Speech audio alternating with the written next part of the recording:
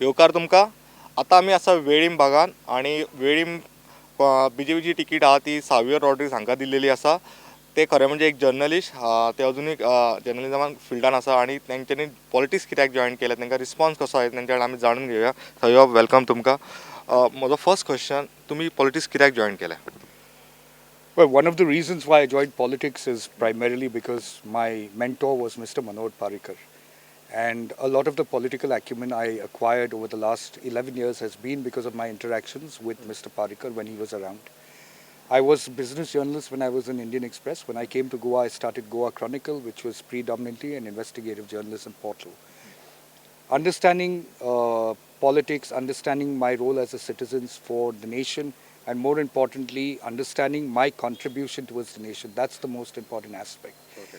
The next level of journalism, besides informing and educating people, was to be able to bring a constructive change. And I think there's an immense need to take forward the legacy of Mr. Manoj Parikar in Goa. And that's the reason why I've decided to join politics with the BJP because of Mr. Manoj Parikar. So in September last year also, Mahesh, what happened was I met up with the Prime Minister because I authored a book called Modi Stole My Mask. During that interaction, which was a 10 minutes meeting that lasted for 25 minutes, we spoke about Goa and we spoke about how Manoj Parikar's legacy needs to be taken forward and how I felt there were certain areas that the government needed to work on and the BJP needed to work on in order for them to be able to take forward that legacy of Mr. Parikar. I left that thought with the Prime Minister at that point of time. In December, I got a call from the concerned people in the BJP at a senior level saying that, you had made this statement to the Prime Minister and they would like to know whether you'd be interested in contributing towards Goa in the policies and the ideas that you have. I said, sure, I would like to do that. And that's when they asked me whether you would like to contest the elections. And I was given a choice between Velim, Navalim and Benaulim. And I selected Velim because I'm a boy from Velim. I'm a boy from Velim Baga. That's the reason why I am. So my mission is very simple. I'm wanting to take the legacy of Mr. Parikar forward. And I want to strengthen the mission of Prime Minister Modi for a better India and a better Goa. Okay. When you talks about legacy of Manoj Parikar, just now you know that they not given the ticket to Utpal Parikar, but they choose that as a Babush Mansra as their best to who will take the legacy of Parikar forward. Do you like that? Well, if you are asking me on the basis of moral ethics, as a journalist, I have objected to the fact that Babush Monserrat should have been a part of the BJP in the first place. His induction into the BJP was something that I questioned as a journalist. His candidature as a Panjim candidate is also something that I question. I don't agree with it. If you're asking me a direct question, I definitely don't agree with it. What was required was a better candidate in Panjim. Now, the reason why Babush was not somebody that I agree with is because he's got a charge sheet against him. You see, there is there is an allegation that is put, and then there is a charge sheet. The charge sheet happens post an investigation. So while the winnability might be high for Babush in Panjim and in other constituency where he supposedly has some control, the fact of the matter is, on a ground of morality, on a ground of doing what is ethically correct, even as a political party, I don't agree with his candidature. And I've made that objection of mine known to the party. Okay, fine. But why you join the BJP? You know, many people are saying that Christians don't want to join the BJP. There is an allegation that it is an anti-minority party. What do you want to say? I don't think, personally, I know a lot of the BJP politicians, I know a lot of the Congress politicians, I know a lot of the AAP, not only in Goa but across. As a journalist, you interact with a lot of people. BJP is not anti-minority, number one. Number two is let's take a case of Velim, for example. In Velim, there are 10,300 beneficiaries of the government schemes. Out of those 10,300 beneficiaries, there are 65% which are Christians, right? Out of 65%, if the Christians are taking that benefits, they are obviously considering the party to be of some value.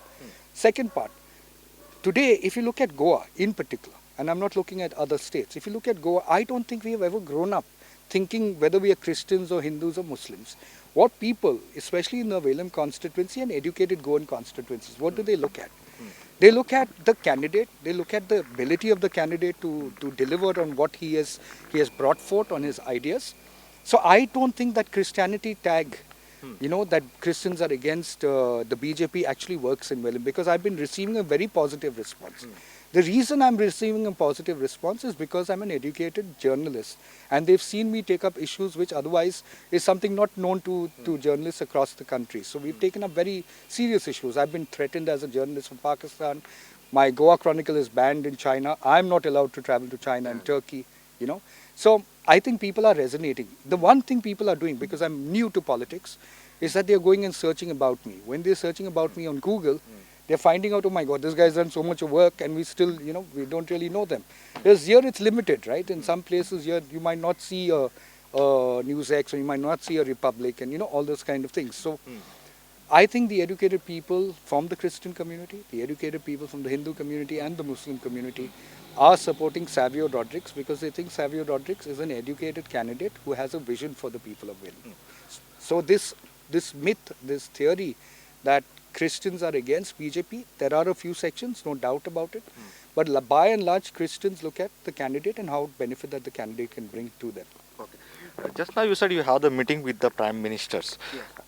When you said that you had some discussions with regards to Goa, have you spoke about a three-linear project and their people's agitation, their apprehensions? Yes. So what I actually spoke about were two aspects. Goa as a state cannot become a Macau or a Shanghai or a Singapore. It cannot turn into a city. One of the reasons and one of the strongest province of Goa is its environmental sensibilities, its ecology, right? So we have to balance infrastructure development in order to retain the environmental sensitivities of Goa. So that's what I spoke about with the Prime Minister as well. I said, listen, people are raising objection to certain infrastructure projects, certain hotel projects, because while infrastructure is necessary, we cannot just go about doing infrastructure development by destroying the environment, because otherwise the actual energy, the actual positivity, the greenery of Goa gets destroyed, right? So we have raised those issues with the Prime Minister. One of the reasons why today a sitting BJP MLA did not get the ticket and a new candidate from the Velim constituency gets the ticket means that the Prime Minister himself is looking at what is Savio's ideas to Goa in order to bring about that constructive change. Is infrastructure development required? Yes. But can it be sustainable is what we need to work towards. So I don't agree with projects that destroy the environment. We have to work with projects that balance the environment while as we go about doing the infrastructure development. But the allegations are that projects, these are for the coals, for the Adani, Ambani and all that. Do you agree with this allegation? Well, people make allegations, and people have the right as activists to make those kind of allegations. At the end of the day, the right or the wrong of the allegations are decided by the courts. So I have absolutely no problem with any of the activists coming out and saying, okay, this is wrong. That's within their rights to do that. In the end, either the government is wrong or the activist is wrong. Who's the judge? The judge is going to be the court. So allow for the court processes to continue. That's how I look at it. Today, for example, in a village, let's say you come in this village and you want to set up a 5-star hotel. Of course, people will have a problem with it. Because you will have to cut down trees, you will have to ensure that certain destruction happens to the environment. We don't see that difference now. But 20, 30 years down the road, you will have a problem with climate change. And that's what we are part of. That's what India is a part of, trying to ensure that we contribute to ensuring that climate change, is the destruction to the climate is reduced. So I think we need to look at environment very, very importantly when we look at infrastructure development. The other thing, for example, like in Velim, the tourism promotion idea that we are coming out with is we don't want hotels to come in here. But what we're going to do is take the old homes that exist, the old Portuguese homes that exist. We have investors, because I'm a business entrepreneur myself, we have investors that are willing to invest to renovate these homes in order to convert them into homestays. By that, if we get 400, 500 rooms in Velim, I don't need to build a 400, 500 room hotel, right? I can make a homestay into great standards and still have that kind of 5-star services that are required. So those are the ideas that need to work in Goa, at least in the Velim constituency or in the village constituency. Tourism has to move from what is considerably the beach tourism towards hinterland tourism. The amount of strain that is happening to the beach tourism and the amount of image projection that we are doing about beach tourism is not allowing for hinterland tourism to actually go forward. So I think the government, from a tourism point of view, and that's what I was telling Mr. Kishan Reddy as well, as the Minister of Tourism, that we have to focus on now taking tourism into the village. We need to take tourism into villages like Velim through the homestay concept, promote our rivers where people can actually go and canoe in the river. Those are the ideas that we need to work forward. MLA, which switched the side. Earlier he was with Congress, then he joined the BJP, become a ministers, and now he joined the NCP. Well, a lot. I would not like to want to comment on him, but I can only tell you people have not been very happy with his performance. Okay, I don't know the reason why they did not select him. All I know is that I was told that I had to contest the election from Willem, and that's the reason why I decided to do it. People are unhappy. There are certain issues where people are unhappy. Issues like proper roads, issues like lights in certain areas, issues of shortage of water in certain areas. These are issues that are being spoken about by the people of Velim. So these are issues we need to work on. Unemployment is another issue that people in Velim have been talking about. Now what we need to understand is that a considerable amount of seafarers and people who lived abroad. With the COVID over the last 1.5 year to 2 years now, many of them could not go onto the ship. Many of them could not go abroad, or they were lived abroad in their family years, but they could not even have any sort of money transfer because everything had stopped. There was a lockdown. So there is strain in the economy right now. So it's important for the government to work with people like the seafarers, with people like who have been living abroad, the NRIs, to see how we can accommodate them into enterprise over here. Let's say a seafarer has lost his job. He's spent most of his money. Why not create a situation for him to be an entrepreneur himself? Like probably put a food cart, probably start up a training institute.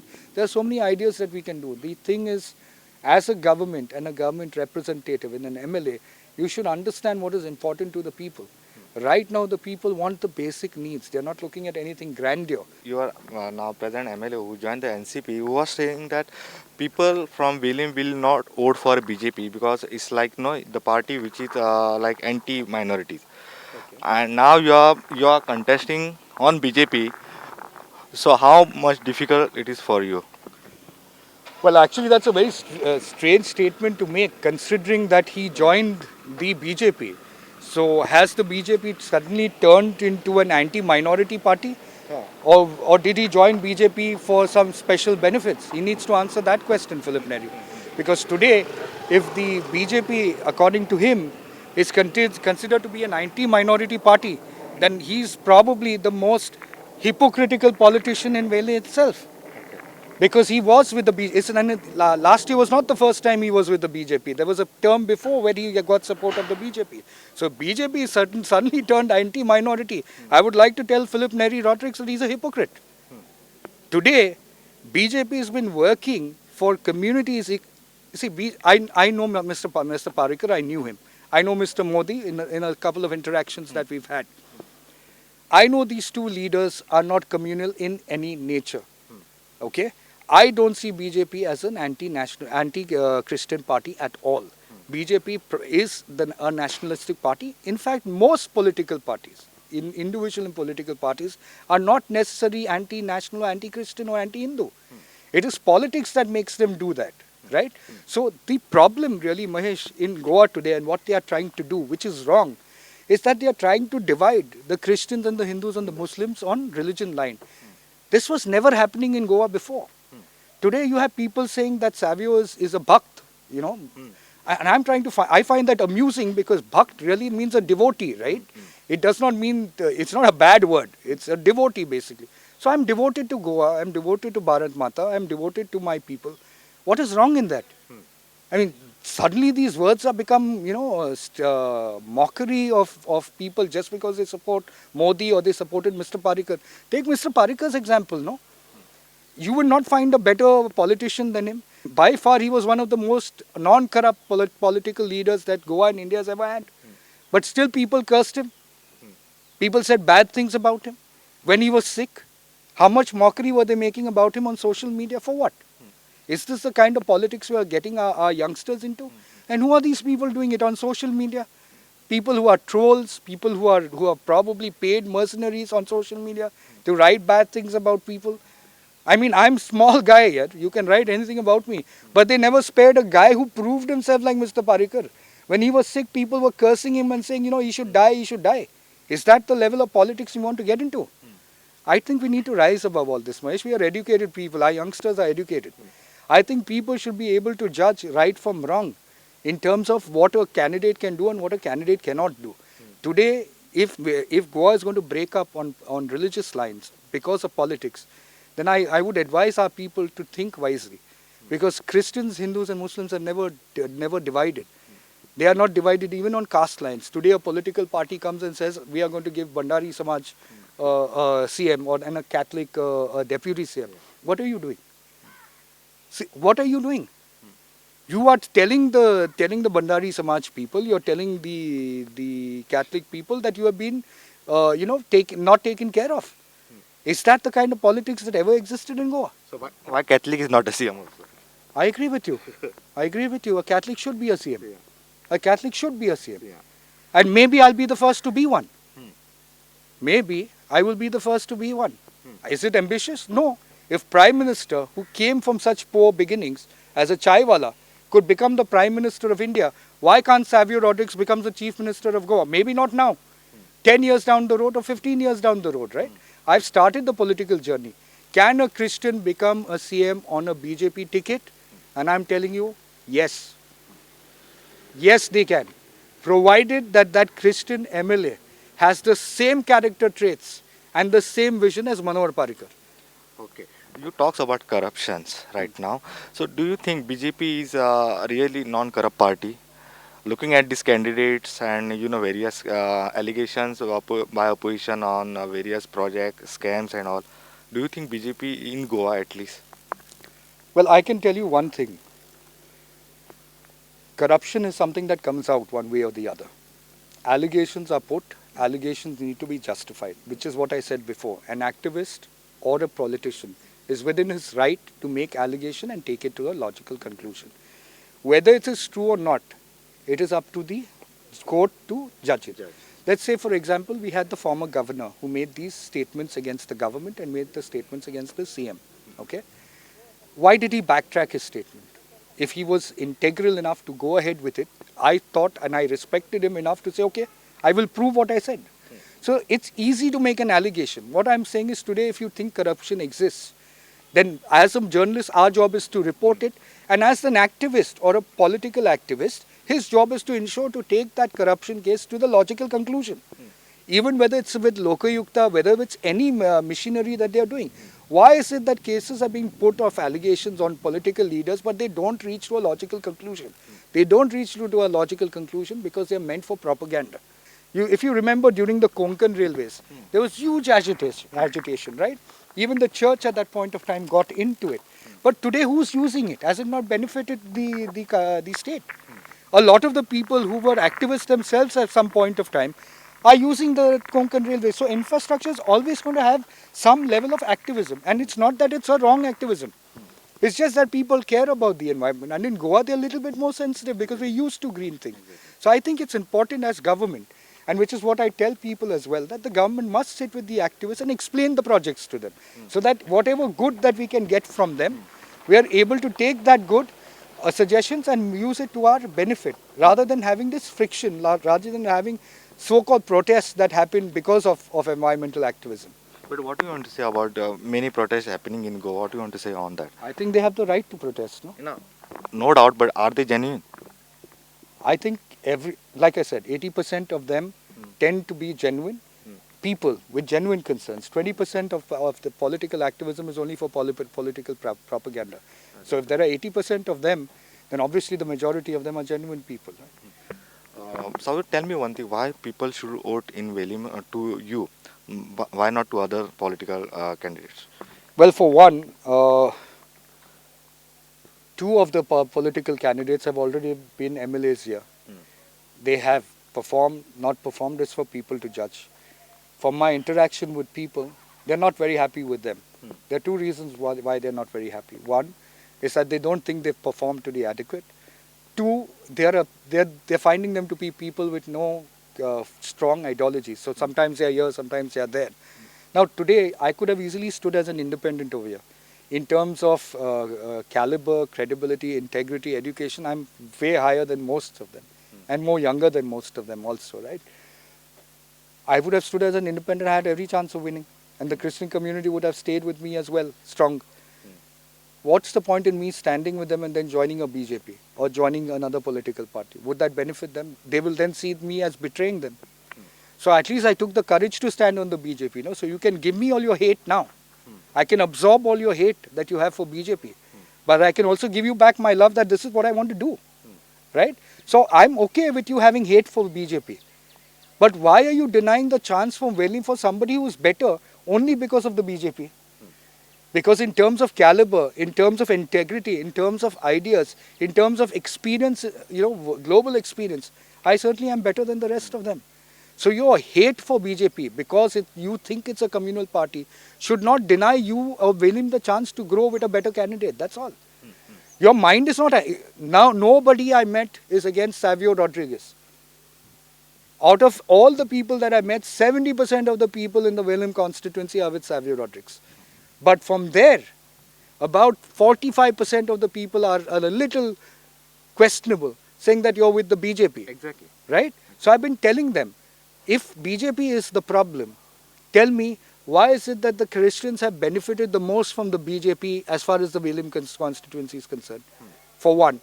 Number two, infrastructure developments that have been happening, some have been objected to, but some have been genuinely good. Right? Yes, what people are looking at, they're looking at the 2 years of the COVID crisis. Right? Because of which there was unemployment, because of which there were no jobs, there were some allegations of corruption on the BJP. Most of all, they're not even talking about that. They're talking about this communalism. BJP is communal. So I asked one of the priests in the Velim constituency, I said, if I was an independent, and you are saying that I'm the best candidate of all the candidates, would all the Christians vote for me? So he said, no. I said, why would they not vote for me then? Technically, they want a good candidate. They don't want a communal candidate.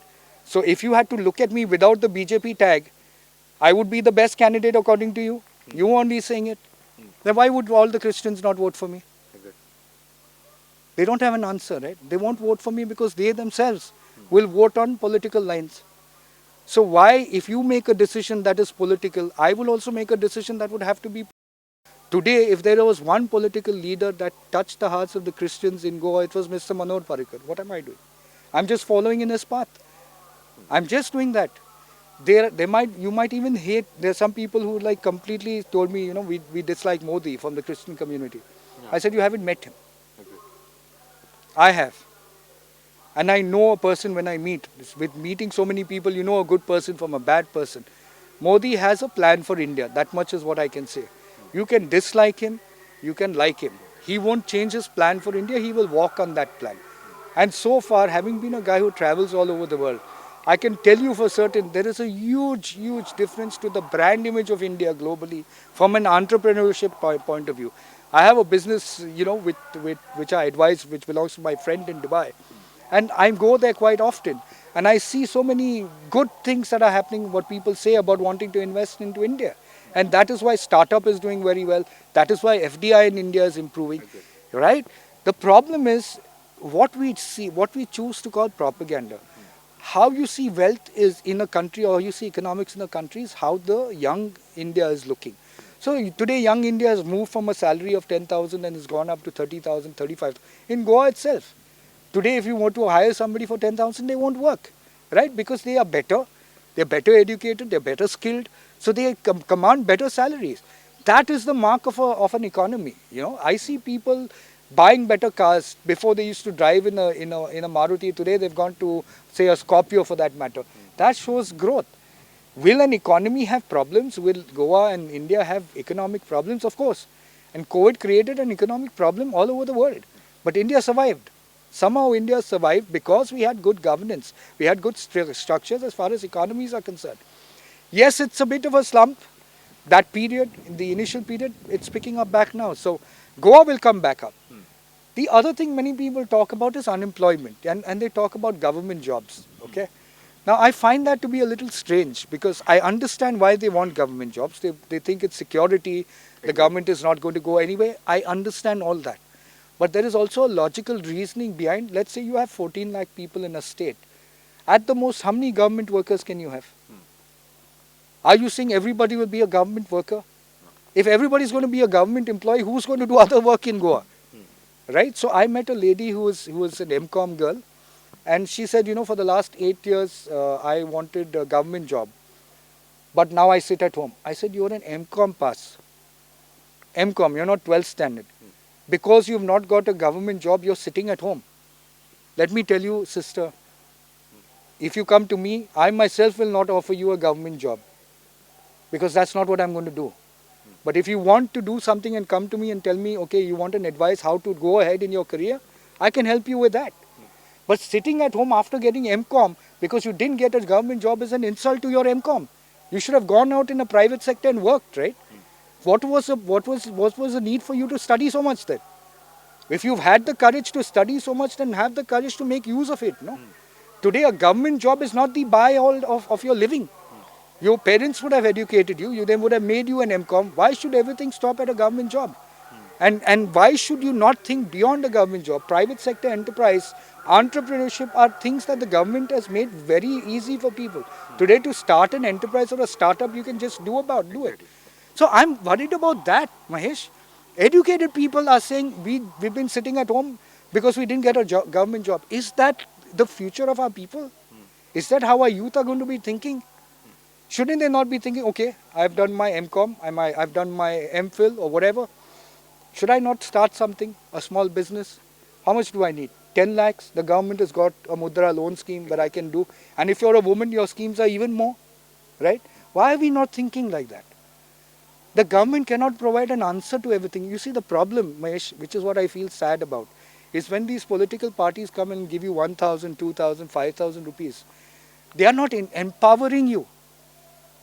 They are making you slaves. They are making you political slaves that you don't think. Thank you सावयो, तुम्ही आमकां time दिल्या. Thank you so much, and best of luck. Thank you. You're welcome.